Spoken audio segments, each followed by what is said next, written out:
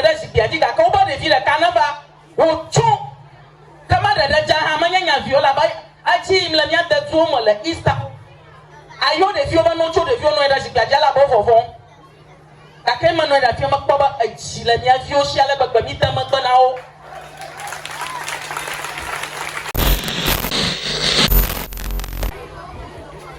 now mala careful about your digital life. You're going to lose job opportunities. Mama Bluffy Fila. Non fiolo doma. Sofo solo doma. Nesti solo doma. Doctor solo doma. Afia ma bagba ma noni da fia. Na ma blomi nya ma sola nya nduma na mi egba. Mi akwe de shiba yo 100%.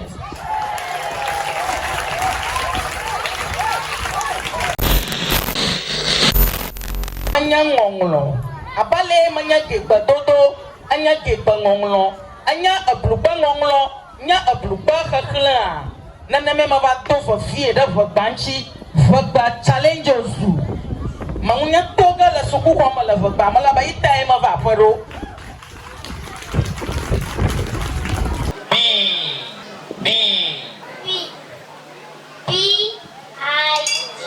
That's wrong. B is spelled B-E-E. Oh. What are you spelling? What are you spelling? Alright, Tunu. Projecting above the mouth on the face of a person or animal. He has a pointed nose. Spell the word nose. O-U-S. Spell the word nose again. It's wrong. L-O-W. What did you spell? Low. So spell it again. Low. L-O-W. Low. That's correct. bia makonami na mi anya zozo ala ba yelomi ya efiwo enye yelomi yenyele hwe jiji na mi senya ya mi na mala careful about your digital life. You're going to lose job opportunities. Mama Bluffy Fila. Majiba mi akpoba nuka we mi atencha wo aba youth ye kala anyanwi tokwafia nuka we mi atencha wo akwada de yam na amokwede obroba ya anyanwi tokwa is a very beautiful place and you want to go there.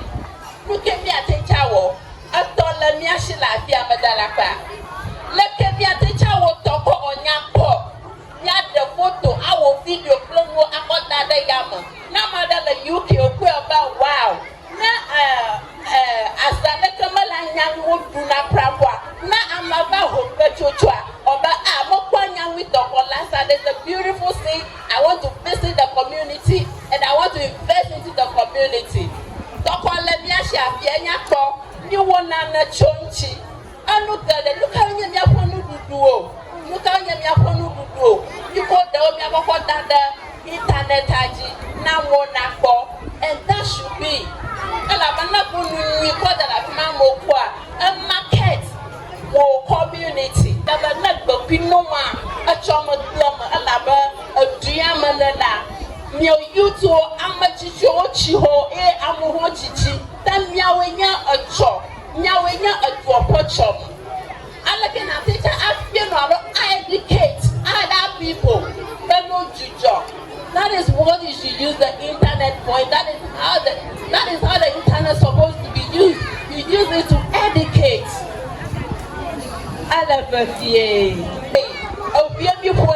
That is promotion of culture. You give me one now. Maji Amegbe, not number, Mama. The so special affair. Nyadija tree adada yamu. Modu brother Lamiashi lafia. Namibia, Nyadija refine in a way that I did attract other people. I'm a virgin. Then I'm nudu brother, so you make food. The anyang afia, something very unique. Like Bonya Saloa, we discover monkeys. That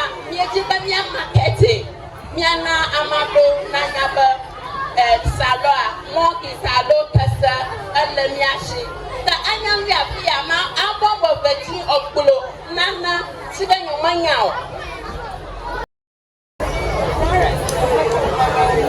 Tengwarong Madam Tengwarong Mkoenya Florence Koro Nyako Triama Amatuchi Habobo Nyashenya Ukoko Uganaka To Yoko Hakaka Omoko Manani Hoi Akwara Nufira Kaki Joji Nama baba badoma laka awonu kuna moba ale yo joefia do dipotam chokia otama zaho cover avuto e back ma ba da school avuto kana baba fiama mi la suku homa mi pe aba shikapa devio mi esia hama fiaba mi ala baba da shi ada yefu ba songa do pio yefu ba hana para baba nshi kaka mi la baba va vie ama kona mia nonu fiama mia don sanu yo anya ngonglo abale manya gegba dodo anya gegba ngonglo anya abluba ngonglo nya abluba khakla nana me ma va do fo vie da baba nshi baba challenge osu Maunya toga la suku kwa malava mala ba ita e ma va paro bamo ogo vivio nyana nya planchu viao matan swimie ta ma ania jam na mi to aglia ma ba agli kana jama ma auto bajia agli ma to bi ma ga jamia ji wakomi cho afiada kwa ya afiada da vagata o swin la otuma na nya o toka o atoro la duama akple yo la duama ale wa nyi tantan wonu ku e nya so nchonchi ba choma gba ovanyo na mi anya pe ko la shinya maglona anyanwi nyama vo duya makpo azon la duama kpo awonu ku ba dodo no fi anwo fi ko manya nyonu fi ala aka nyama zola anwo anyanwi tuma kpo agbenye sibanto demiata agbaja be mia no fiade ka ke mi riba mia mama amegbe kaka english blo chike ole o kare miata agbova duya ma be ya bakpere mia nwa ke mia me ole dodo no fi ha miata akpere mia nchi ta nye de via o miata nye le via makaro mi shi akpene mama yo kata mama o chota kradi mama o chokumasi mama o choke o fon le zanti de miata va fi agba manya kona mia manya nyom fi o lo doma sofo so lo doma nurse so lo doma doctor so lo doma afia ma va gba ma no ni da fia na ma glo mi nyanya ma so la nya nduma na mi egba mi a pe de je shiba yo 100%.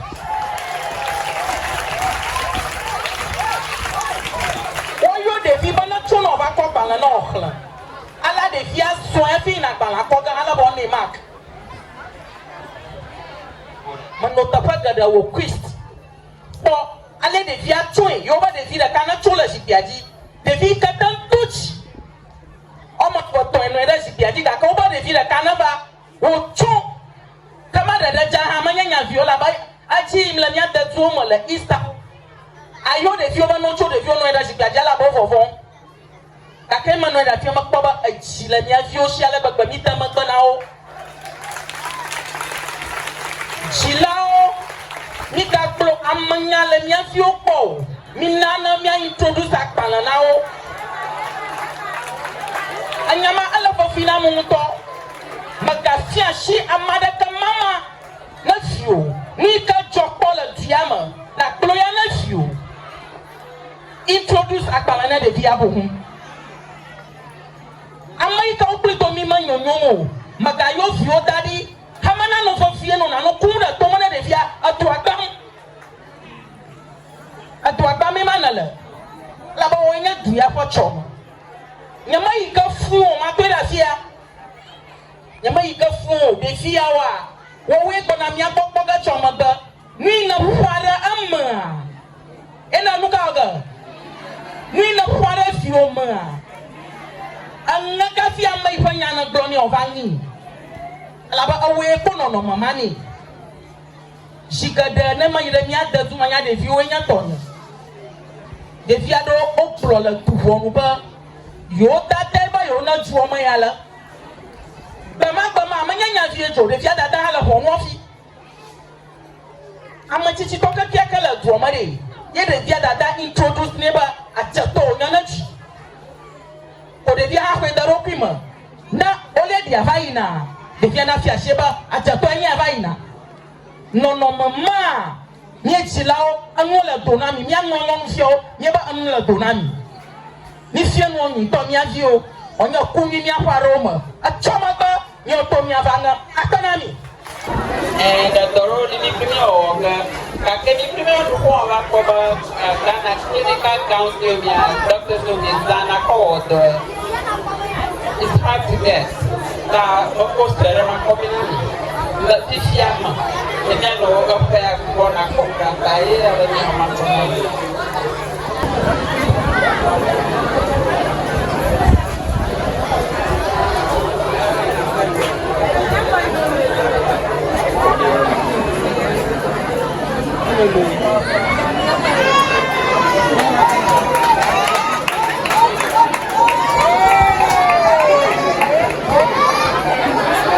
Hey, what's up? Like in Domia, Yakata, ni mo ponko mienya. You don't know Stoneboy, Everlove TV. Ya lem kuranwe. All right.